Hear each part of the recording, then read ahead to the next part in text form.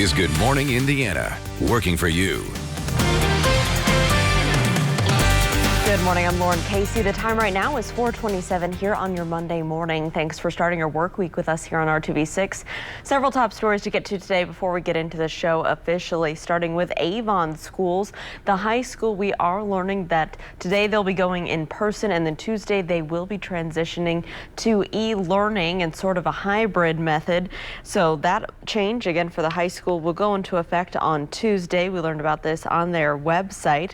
The weeks of August 17th and 24th, they will be doing that hybrid schedule, and then the plan is to return to in-person classes on August 31st. So if you're a parent, you should know about this if your student is again at Avon High School, and we'll continue to keep you updated about different schools and what they're doing to keep your kids safe due to the COVID-19 outbreak.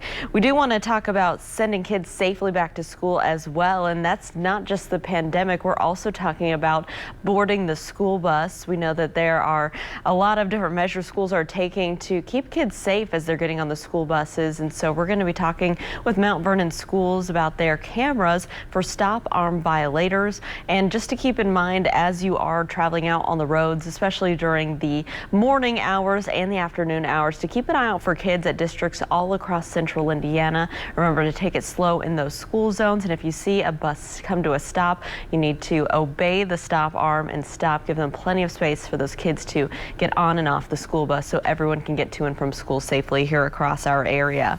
Taking a turn right now to our forecast, Todd Clausen, welcome back from a week vacation. We hope you had a great time, and boy, you missed a beautiful week of weather here in central Indiana, but you came back and you brought back some heat, it seems like. Yeah, heat and the daily chance of storms are back in the forecast, Lauren. Thank you. Yeah, Alyssa had all that nice weather to share with you, and here I am bringing the bad news out here once again. But it is the middle of summer. It is August. We have the heat, we have the humidity, and we have the chance of storms in the forecast as we go forward throughout not only today, but the week. Temperatures right now in the 60s and 70s. You saw on Storm Team 6 radar there in the center of your screen. We do have a few thunderstorms out there already this morning. Nothing severe. That is the good news. But I just had a little shower go through my house near downtown Indianapolis. So as we go throughout the day, it's not a washout by any means. There's a lot of dry hours mixed in throughout the day today. But there's really two rounds of storms possible. The ones that we're currently dealing with right now, which we'll show you in more detail coming up in just a little bit here on Good Morning Indiana. And then another round of storms potentially later on this afternoon and into the evening hours. So it's one of those days where you don't have to carry the umbrella around all the time, Lauren, but it's probably one of those days where you may want to just have it tucked in the car just in case you're out and about and one of these storms moves through at that given time. We'll dive into the forecast in more detail for you in just a little bit. All right, Todd, thank you so much. And we do want to talk about something in our Hiring Hoosiers segment that's coming up later in the show. Right now, we know a lot of people are out of work, or maybe they're just getting done with school and they're still looking for that first job. So we want to talk about a new apprenticeship program that has to do with property managers and service technicians. This is in the multifamily industry. So we are talking with the Indiana Apartment Association. They're starting a brand new apprenticeship program. You can apply for it now. It starts in September. And we'll talk to a property manager about what it's like to work in this line of work. And he says there's a great opportunity for you to move up within a short amount of time. So we'll show you how you can get involved and apply for that program and what all the details are. That's coming up here in our Hiring Hoosiers on Good Morning Indiana. This is Good Morning Indiana, working for you. Infections are going to occur. We expect that, and we're not going to panic when they do. We just want to be as prepared as possible. Now at 4:30, as students begin to move on to Indiana University's Bloomington campus, officials are making sure that they're being as safe as possible. We'll take a look at the screening process they have set up to keep students from spreading COVID-19. And while more students return to class, Indiana's cases continue to rise, while U.S. officials are now including the Hoosier State as a top concern. And new equipment meant for local youth sports leagues has been stolen. What the community and people across the country are doing to make sure that kids have what they need to continue to compete. At 4:31, we want to welcome you into Good Morning Indiana. It is Monday morning, the start of a brand new work week. And Todd, we got to talk about the forecast for today because we do have some rain chances possible for today, correct? Yeah, and it's raining in some areas already this morning, Lauren. Nothing severe out there, but especially in some northern locations, you're dealing with a few rumbles of thunder and some lightning. Here in downtown Indianapolis, there's just a little band of rain that was moving through.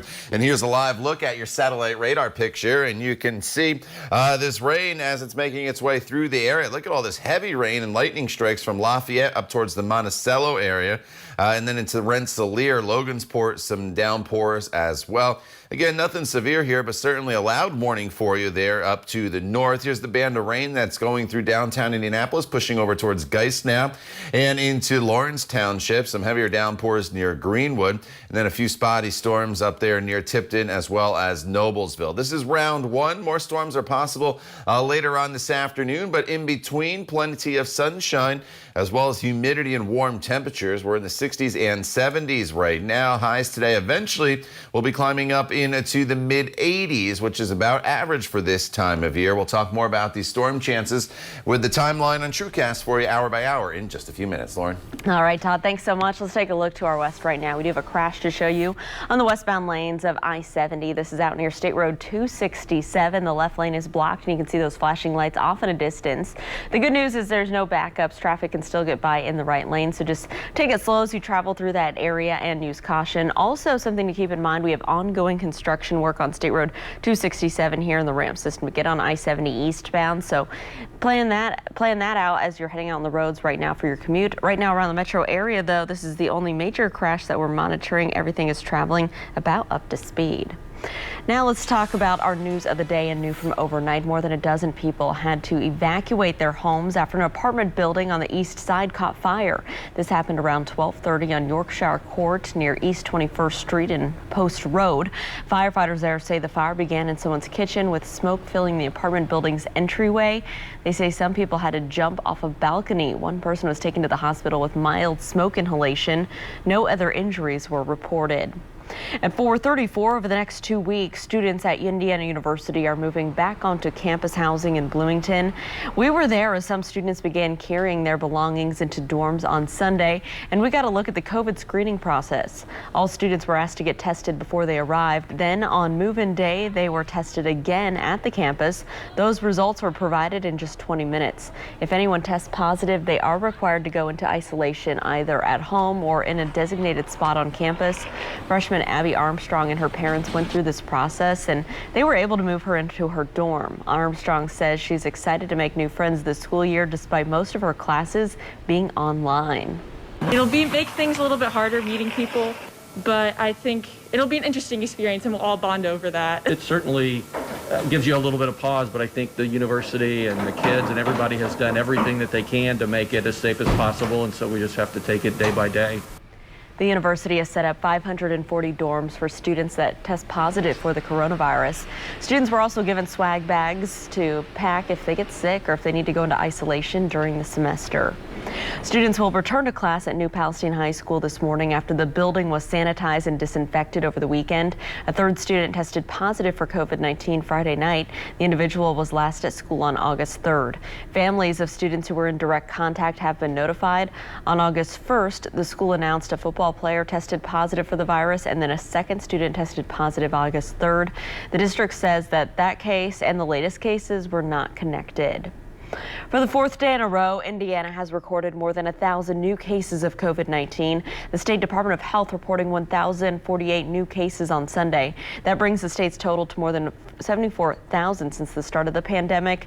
The number of new deaths does remain low, with only one new death confirmed. The virus has claimed 2,835 Hoosier lives since this pandemic began. More than 841,000 people have tested positive so far. The U.S. now has more than 5 million cases of COVID-19, far outpacing other countries. New data shows Indiana and other parts of the Midwest are now a top concern as more young people test positive for the virus. ABC's Rena Roy has the latest. Some schools in the U.S. now reversing reopening plans, with more than 338,000 children testing positive nationwide. Nearly 100,000 of those cases reported in the last 2 weeks of July. This high school in Georgia announcing it will switch to remote learning today and tomorrow after nearly a dozen students and staff tested positive for the virus. it was worse than I thought it would be because I thought more kids would be wearing masks, and I thought social distancing would be attempted in the school, but it wasn't. The University of Notre Dame kicking off a new school year today, holding a socially distanced mass for students last night. Though 18 states are seeing hospitalizations drop and 21 states are seeing positivity rates decline, some in the South and Midwest are battling a rise in cases, including Ohio and Indiana, plus Kentucky and Tennessee. In Texas, a record high 7-day average of positive tests, nearly 1 in every 5 people testing positive. Concerns after massive crowds visited Sturgis, South Dakota for this annual motorcycle rally. Tens of thousands of people gathered despite objections from many residents. Clearly, things are a little different this year. It's truly not safe for a lot of people. Chicago's mayor now threatening to shut down the lakefront, posting these pictures of crowds on social media, calling this, quote, reckless behavior. Meantime, there are still so many questions for the world of sports. College football is potentially postponed. Sources telling ESPN that Big Ten presidents are ready to pull the plug on the fall season. Rena Roy, ABC News, New York. It is 4:38 as the pandemic continues. Our initiative, The Rebound Indiana, is working to make sure that you know where to turn for support, especially when it comes to issues like mental health and addiction. More than $1 million in federal grants from Substance Use and Mental Health Services Administration will help add more peer recovery specialists to organizations across Indiana. Those specialists will have personal experience with mental health or substance use disorders. The grant money will help add 40 positions. The specialists will work alongside others with their recovery. Having a peer support there, it's somebody that can answer difficult questions. You know, is this a right pathway for my loved one? Well, if my loved one doesn't do this, is this appropriate? And having somebody that's been there before, that's trained and certified to help them along the way is just, it's an unbelievable asset that we just haven't had much access to in the past. Governor Holcomb says now more than ever during the pandemic, expanding peer recovery options is essential to support those with mental health issues and substance use disorders by helping them to improve access to resources that they need. If you'd like to learn more information or connect to resources, you can go to theindychannel.com/rebound. Tonight, Indianapolis Mayor Joe Hogsett will give his State of the City address. His remarks will help to kick off the 2021 proposed budget, as well as discuss the city's efforts to stop the coronavirus outbreak and new investments into criminal justice reform. Hogsett's address will be virtual. It's set for 7:05 tonight. It will be live streamed on our website, theindychannel.com, and also on the RTV6 News app. Brand new equipment for youth baseball players on the west side was stolen over the weekend. Thieves stole from the Ben Davis Little League as well as the soccer and football leagues. Leaders with the program say it happened sometime Friday night at the Wayne Sports Park on West 21st Street and High School Road. They say someone broke into their storage facilities. According to the baseball program, they took bats and new catcher's equipment just purchased this year. Leaders say this is upsetting because the thieves are stealing directly from kids in their own community. We put in a lot of effort to make sure that these kids have a season, and we're trying to get back to a little bit of normalcy with COVID-19 happening. We're finally ready to roll, and this happened, so it's very disappointing, very disheartening. Just having equipment, the equipment can cost $150 per set of equipment, so for them to take that, you know, a lot of the children don't have that money to be able to bring their own equipment, so we provide that for them, so it's a direct hit to them. After learning the news, a Wayne Township teacher started a GoFundMe page to help raise money to replace some of the equipment. Within just hours, they surpassed their goal thanks to more than 50 donations, including a large donation of $3,730 from ESPN commentator Kirk Herbstreit. The group is still collecting for the GoFundMe, which at last check had over $6,000. If you know anything about this theft, please call Crime Stoppers. That number is 317-262-TIPS. After getting some pushback from the states about his plan to enhance unemployment, President Trump says there could be some changes coming up. What the president says he could do to help the states afford the boost. And studies show that this robot could help your kids' mental health. Now the technology is how the technology works and why experts say it teaches kids how to cope with their emotions. Todd. And Lauren, a few scattered showers making their way through downtown Indianapolis, but to the north towards Lafayette and Monticello, some heavier thunderstorms are moving through with heavy rain and lightning. Nothing severe here, but obviously it's a loud morning and a wet morning there in northern locations. We'll keep storms in the forecast off and on throughout the entire day today. We'll break it down for you coming up when Good Morning Indiana continues right here on RTV 6.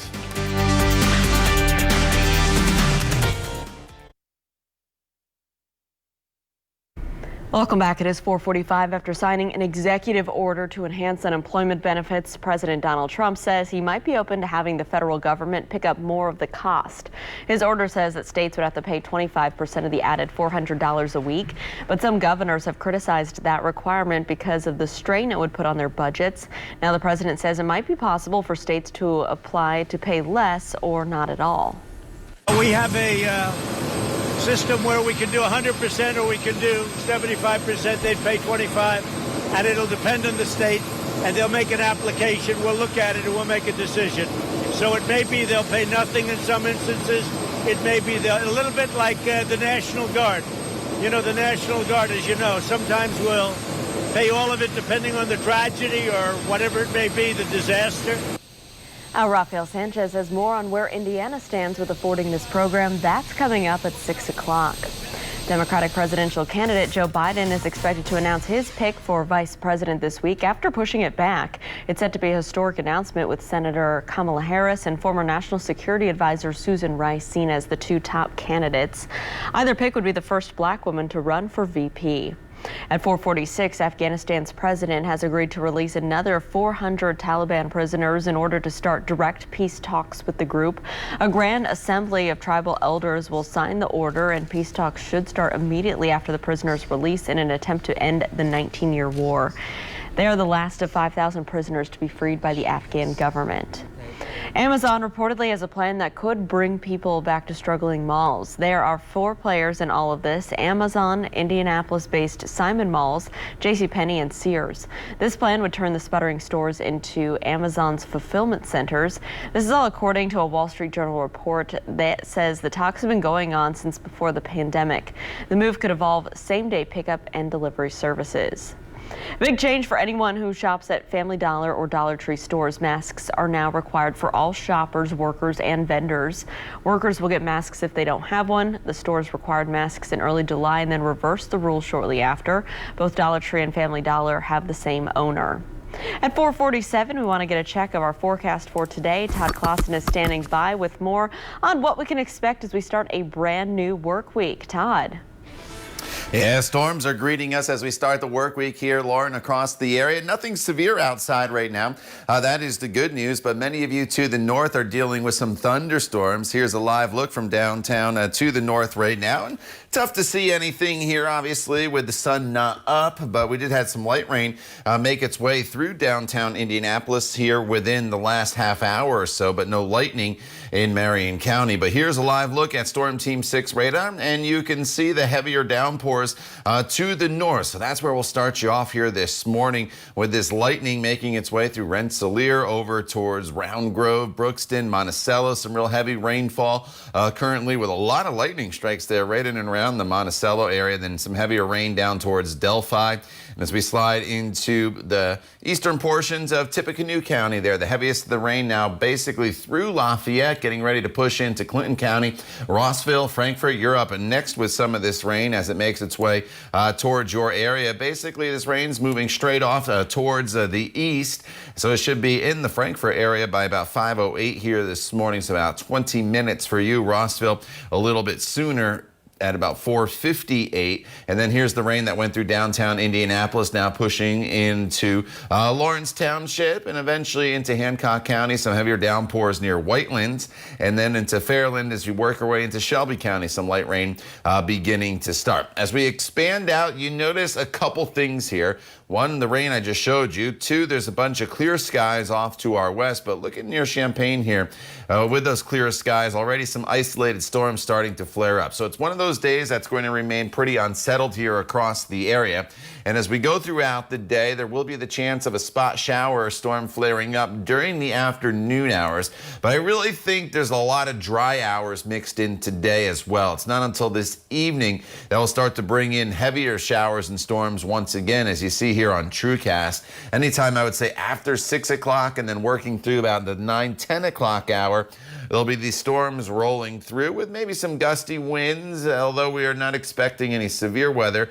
Some of these storms could be on the stronger side, so that's something we'll keep an eye on for you throughout the evening hours. And then we'll continue to have just some scattered showers in the forecast overnight. Temperatures right now are sitting in the 70s in almost all locations. A couple 69s out there in Greenfield as well as Bedford, 70 in Martinsville. And throughout the day today, temperatures will get back up into the mid-80s. So it's a warm day for us. It's a muggy day for us with some storm chances, but again, it's not a complete washout. There's a lot of dry hours mixed in throughout the afternoon. This evening, it becomes a little stormy once again with a line of storms moving through. Temperatures will be in the 70s, and there's a pretty common theme in this 7-day planning forecast. Temperatures are going to be within a couple degrees of each other for highs each and every day, anywhere from about 83 to 86 degrees. The daily chance of thunderstorms in the forecast, although the storm chances become a little less as we work our way into Friday, Saturday, and also on Sunday. Lauren. All right, Todd, thanks so much. Let's take a look at traffic right now. We have been monitoring a crash in the left lane of the westbound lane of I-70 here at State Road 267. You can still see the flashing police lights there off in a distance. So to stay to the right, the good news right now, it's not causing any slowdowns in that direction. Overall traffic is traveling up to speed around the metro area, but of course we'll continue to keep our eyes on your roads for your Monday morning commute.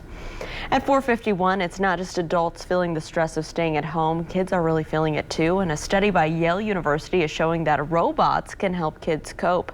They're known as socially assistive robots. The Committee for Children worked with Sproutle to create Purple.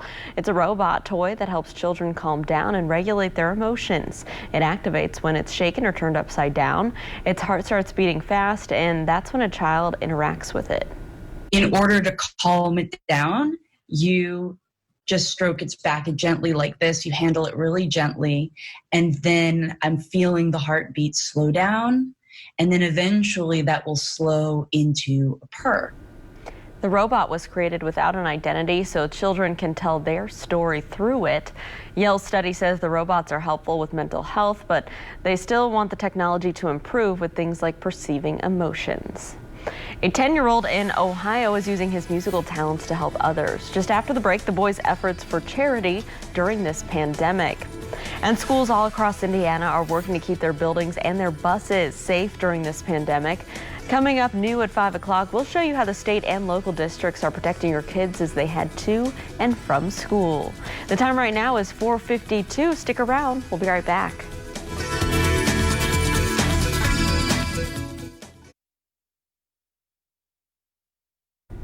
Welcome back. In the pandemic, 10-year-old is using his talents to help others. Tarantine sits out in his front yard in Ohio playing his cello. He started playing the classical guitar at 6 years old, and last year he picked up the cello. Already he's putting on performances and raising money for charity. His focus is to help the International Rescue Committee, which helps provide health care, shelter, and education to refugees. It's important because I really don't like to see people like homeless or people that are just not really doing well and need help but aren't getting enough help or need help.